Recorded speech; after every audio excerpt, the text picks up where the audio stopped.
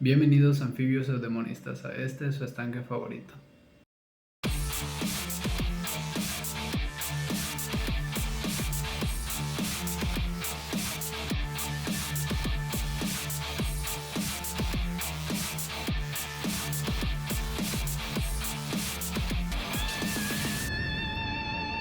El día de hoy vamos a hablar de un tema muy divertido. Como habrán visto en el título de la miniatura, hablaremos de los virus y de la vida. Probablemente después de la pandemia la gente ya esté cansada de hablar de virus, pero la mayoría de la gente en la actualidad aún no tiene claro qué es un virus, y creo que es un tema muy divertido y sorprendente que deberíamos de tratar en algún momento. Los virus son muy variados. Cuando se habla de virología, hay un mundo por explorar. Y cuando hablamos de un virus, podemos hablar de su estructura, de su tamaño, de su genoma, de su mecanismo de infección. Incluso podemos hablar del hospedero al que puede infectar. Originalmente en este video iba a hablar sobre la estructura y el mecanismo de infección de los virus, pero creo que voy a centrarme en algo más importante en este momento. Tocaremos un poco de su estructura al final, pero primero que nada vamos a hablar de qué es un virus. En este momento tal vez ya tengan en cuenta qué es una bacteria, qué es una planta, qué son los animales. Hemos estado hablando de la vida, pero ¿qué es un virus? Y los virus están vivos. En algunos videos de este canal ya hemos hablado un poco acerca de la vida y las características que tienen que cumplir los organismos para que se consideren justamente eso, organismos. Y los virus cumplen con algunas de estas características, como por ejemplo, los virus tienen genoma, son capaces de reaccionar a estímulos y de replicarse. Sin embargo, no se puede decir que los virus tengan un metabolismo propio, debido a que los virus son parásitos obligados. Eso quiere decir que necesitan de otra célula para poder replicarse. Y hablando del hospedero, es decir, a los organismos a los que infecta, puede haber todo tipo de organismos, desde plantas, animales, bacterias. Debido a esta característica, como les menciono, es que no se consideran del todo organismos, ya que son parásitos obligados. Necesitan de otro organismo para completar su ciclo de infección. Pero ¿realmente esto es suficiente para decir que los virus no están vivos? Hablemos de micoplasma. Micoplasma es una bacteria que también se considera un parásito obligado. Es decir, necesita estar dentro de otra célula para poder sobrevivir. Y también va a obtener recursos de este organismo al cual está infectando. Debido a que su genoma es muy pequeño, no tiene todos los elementos necesarios para que esta bacteria pueda sobrevivir sola en un medio ambiente externo a lo que es la célula. Entonces, ¿qué otras justificaciones podemos dar para decir que los virus no están vivos? Tengamos en cuenta que a los virus se les cataloga como parásitos intracelulares. Y creo que aquí entra incluso errores de lenguaje, ya que parásito está definido como algún organismo el cual infecta a otro y obtiene un beneficio a partir de esto. ¿Cuál es el beneficio que obtienen los virus? La capacidad de seguirse replicando. Sin embargo, como les menciono, no son organismos e incluso se consideran únicamente partículas que son capaces de infectar. Estas partículas además cuentan con la característica de que pueden ir evolucionando, ya que, como mencionaremos un poco más adelante, tienen un genoma del cual se va a producir su proteína que envuelve a dicho genoma, y esta envoltura está formada por proteínas. Estas proteínas pueden ir cambiando en base a los cambios que presenta el genoma, y estos cambios se van a generar debido a mutaciones en el momento de la replicación. O sea, a pesar de que no están vivos, sí pueden evolucionar. Como podemos observar, es un poco complicado decir si un virus está o no está vivo. Pero, ¿qué otros argumentos podemos dar para decir que los virus no están vivos?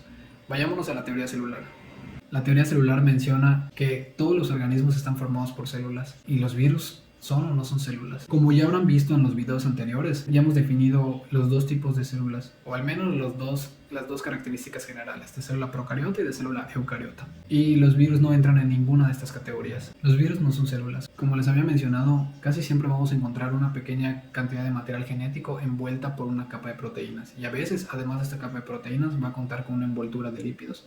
Pero esto no es suficiente para que se considere una célula. Pero también hay que tener en cuenta que dicha teoría fue creada por investigadores hace más de 100 años.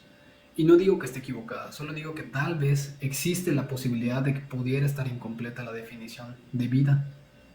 Hay que tener en cuenta que la definición de vida fue creada en base a la percepción que tenemos los seres humanos de materia con alta complejidad.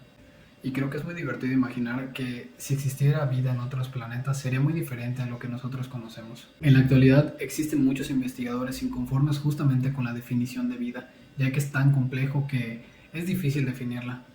Y claro que mi opinión no importa mucho, ni siquiera soy investigador, pero quiero dejarles esta pequeña semillita de la duda, porque es importante que nos cuestionemos, solo así puede avanzar el conocimiento.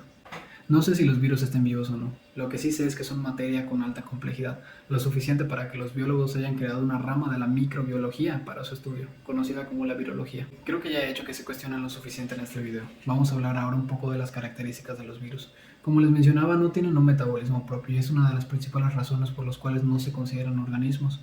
Necesitan de otros organismos para poder producir sus propias macromoléculas. Al momento de infectar a otros organismos, estos van a apoderarse y van a controlar de la maquinaria presente en dichos organismos para poder producir sus propias macromoléculas y que se puedan replicar dentro de esta célula.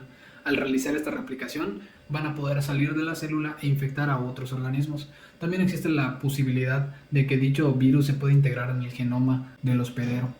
Y al momento que el hospedero se replique, el virus también va a replicarse junto con ese genoma. Y en determinado momento, cuando considere que sea óptimo el virus, podría desprenderse del genoma y salir de la célula. Claro que sería necesario que se forme el virión, es la partícula completa del virus capaz de infectar. Hay que tener en cuenta que una de las principales razones por la cuales los virus no tienen metabolismo propio es porque su genoma es muy pequeño y únicamente tienen la información indispensable para producir ciertas proteínas con las cuales se puedan apoderar de la maquinaria del hospedero, y tienen también algunas proteínas estructurales, pero no tienen las proteínas necesarias para producir sus proteínas estructurales, ya que ellos no lo necesitan. Ellos simplemente van a tomar algunas proteínas de la célula a la que van a infectar y estas las van a utilizar para poder sintetizar las proteínas que ellos necesiten. Pueden tomar la polimerasa, proteasas, en fin, pueden tomar gran cantidad de proteínas de las cuales se van a terminar apoderando. Y no es como que tenga un control sobre todas las células, simplemente tiene la capacidad de utilizar esas proteínas. Y mientras el virus está utilizando dichas proteínas, obviamente no van a poder funcionar en el organismo del cual pertenecen. Los virus son muy variados y tienen una gran variedad de estructuras. Sin embargo, hay algunos virus que únicamente con observarlos al microscopio se pueden identificar. En cuanto a la estructura global, los virus se pueden clasificar en dos principales grupos, que ya mencioné un poco de ellos en este video. Los virus no envueltos, los cuales van a tener una secuencia de ácidos nucleicos, ya sea ARN o ADN, y van a estar envueltos por una estructura de proteína, la cual se conoce como cápside o cápsida. Esta envoltura de proteína está formada por pequeñas proteínas conocidas como capsómeros, y su función es la protección del virus.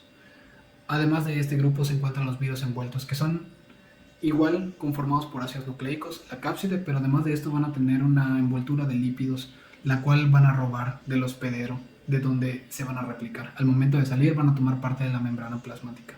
Además de la clasificación que se puede dar en base a su estructura, existe una clasificación mucho más compleja, la cual se basa en el material genético que contiene cada uno de los virus.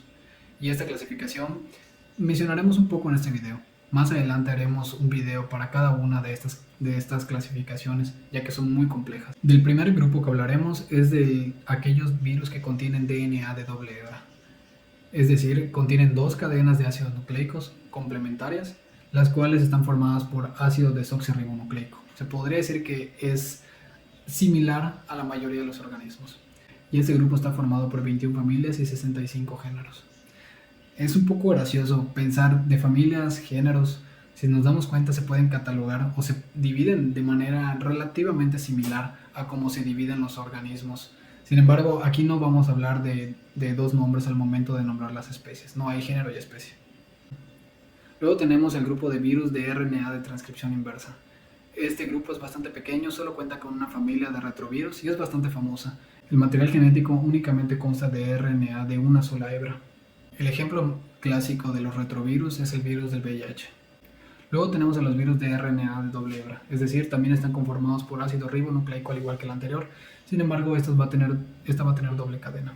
Un ejemplo de las enfermedades que pueden causar estos virus son los de raquitismo andrajoso. Estos virus en su mayoría son virus no envueltos. También podemos encontrar a los virus de RNA de cadena negativa. Estos virus cuentan con 7 familias y 30 géneros. Y algunos ejemplos, un ejemplo muy característico es el virus del sarampión. Y la mayoría de estos virus son envueltos, aunque hay algunos que carecen de envoltura. Y del último grupo del que vamos a hablar en este video es justamente del grupo más grande, el que está formado por 81 géneros repartidos en 21 familias. Este grupo está formado por virus de RNA de una sola hebra de sentido positivo. Y este grupo se caracteriza porque aquí se encuentran la mayoría de los virus que afectan a las plantas. Hay que tener en cuenta que los virus se van a estudiar en base al impacto que puedan tener en los seres humanos, ya sea que hablemos de salud o que hablemos de economía. Y los virus que puedan infectar organismos de los cuales nos podamos alimentar es algo de suma importancia. Y bueno, jolotes, eso es todo por el video de hoy. Espero que les haya gustado. Lo más importante es que hayan aprendido algo nuevo. Y claro, como es costumbre en cada video, les agradecería que nos dejaran un like. Y si no se han suscrito, les recomiendo que se suscriban porque vamos a seguir trayendo videos sobre el área de la biotecnología o de la biología. Y pues eso sería todo por hoy. Que sean felices, ajolotes. Hasta la próxima.